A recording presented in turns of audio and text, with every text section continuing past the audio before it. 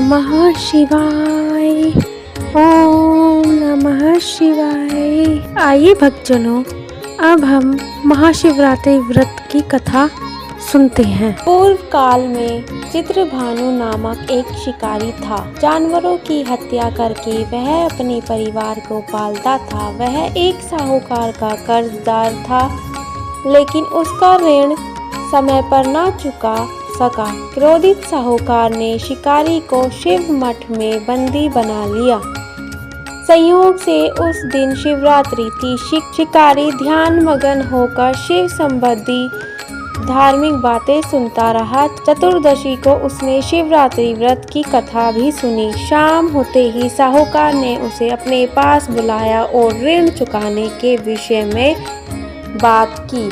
शिकारी अगले दिन सारा ऋण लौटा देने का वचन देकर बंधन से छूट गया। अपनी दिनचर्या की भांति वह जंगल में शिकार के लिए निकला, लेकिन दिन भर बंदी गृह में रहने के कारण भूख प्यास से व्याकुल था। शिकार खोजता हुआ वह बहुत दूर निकल गया। जब अंधकार हो गया तो उसने विचार किया कि रात जंगल में ही बितानी पड़ेगी। वह वन एक तालाब के किनारे एक बेल के पेड़ पर चढ़कर रात बीतने का इंतजार करने लगा।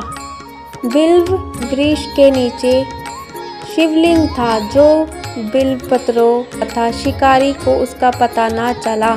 पड़ाव बनाते समय उसने जो टहनियाँ तोड़ी वह संयोग से शिवलिंग पर गिरती चली गई। इस प्रकार दिन भर भूखे प्यासे शिकारी का व्रत भी हो गया और शिवलिंग पर बिल्वपत्र भी चढ़ गया।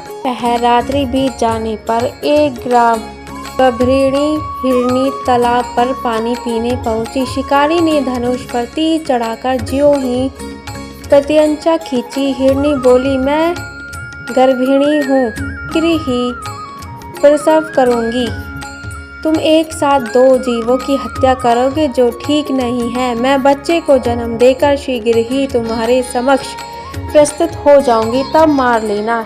शिकारी ने प्रत्यंचा ढीली कर दी और हिरनी जंगली झाड़ियों में लुप्त हो गई।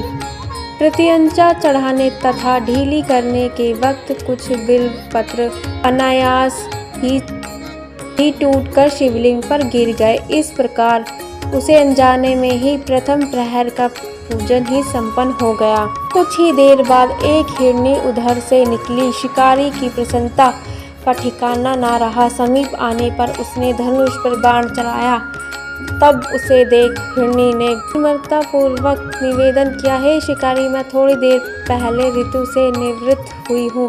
कामातुर गृहिणी हूँ, अपने प्रिय की खोज में भटक रही हूँ। मैं अपने पति से मिलकर शीघ्र ही तुम्हारे पास आ जाऊंगी। शिकारी ने उसे भी जाने दिया।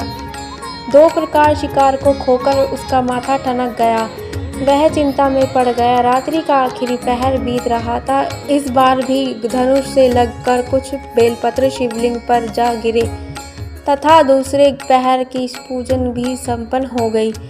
तभी एक अन्य हिरनी अपने बच्चों के साथ उधर से निकली। शिकारी के लिए यह स्वर्णिम अवसर था। उसने धनुष पर तीर चढ़ाने में देर नहीं लगाई। वह तीर छोड़ने ही वाला था कि हिरनी बोली, हे शिकारी, मैं इन बच्चों को उनके पिता के हवाले करके लौट आऊंगी। इस समय मुझे मत मारो।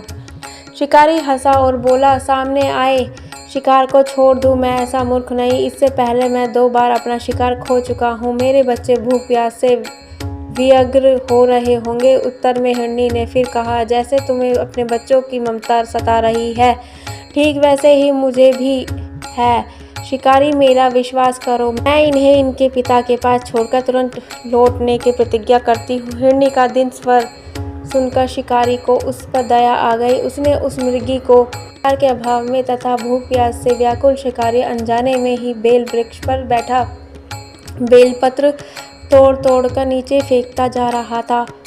पौ फटने को हुई तो एक हष्ट पुष्ट मृग उसी रास्ते पर आया। शिकारी ने सोच लिया कि इसका शिकार वह अवश्य करेगा।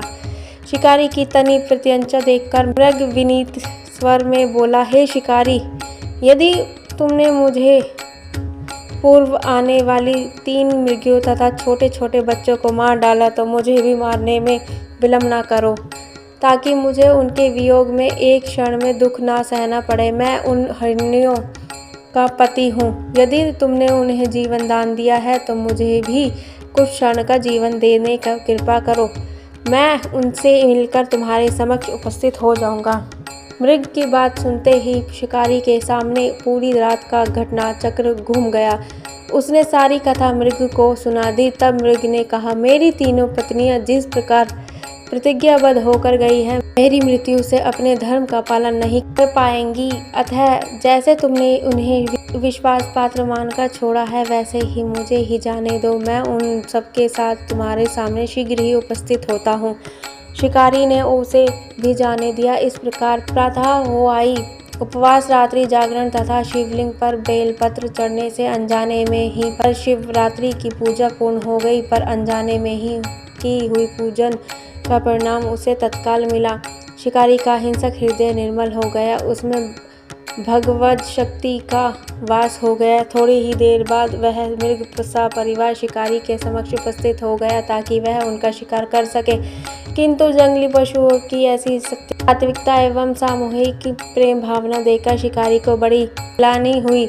उसने मृग परिवार को जीवन दान दे दिया। उसने में शिवरात्रि के व्रत का पालन करने पर भी शिकारी को मोक्ष की प्राप्ति हुई।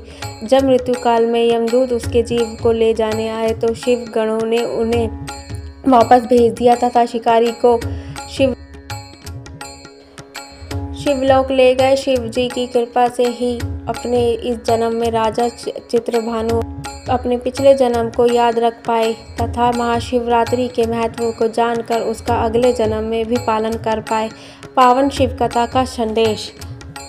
शिकारी की कथा अनुसार महादेव जो अनजाने में किए गए व्रत का भी फल देते हैं, पर वास्तव में महादेव शिकारी की दया भाव से प्रसन्न हुए। अपने परिवार के कष्ट का ध्यान होते हुए भी शिकारी ने मृग परिवार को आने दिया। यह करुणा की वस्तुतः उस शिकारी को उन पंडित एवं पुजारियों से उत्कृष्ट बना देती है जो कि सिर्फ रात्रि जागरण, उपवास एवं दूध, दही एवं बेलपत्र आदि द्वारा शिव को प्रसन्न कर लेना चाहते हैं। इस कथा में सबसे महत्वपूर्ण बात यह है कि इस कथा में अनजाने में हुई पूजन पर विशेष बल दिया गया है। का अर्थ यह नहीं है कि शिव किसी भी प्रकार से किए गए पूजन को स्वीकार कर लेते हैं अथवा भोलेनाथ जाने या अनजाने में हुए पूजन से भेद नहीं कर सकते हैं। वास्तव में वह शिकारी शिव पूजन नहीं कर रहा था। इसका अर्थ यह भी हुआ कि वह किसी तरह के किसी फल की कामना भी नहीं कर रहा था। उसने मृग परिवार को समय एवं जीवन दान दिया जो कि शिव पूजन के समान है। शिव का अर्थ है कि कल्याण होता है। उन निरीह प्राणियों का कल्याण करने के ही वह शिव तत्व को जान पाया तथा उसका शिव से साक्षात्कार हुआ।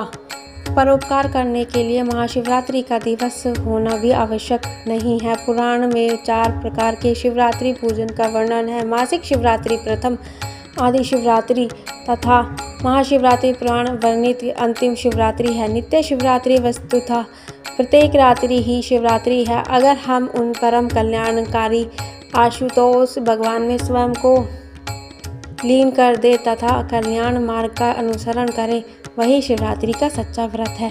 ओम नमः शिवाय। चलिए भक्तजनों, अब इसी के साथ हमारी शिव व्रत कथा समाप्त होती है। ओम नमः शिवाय।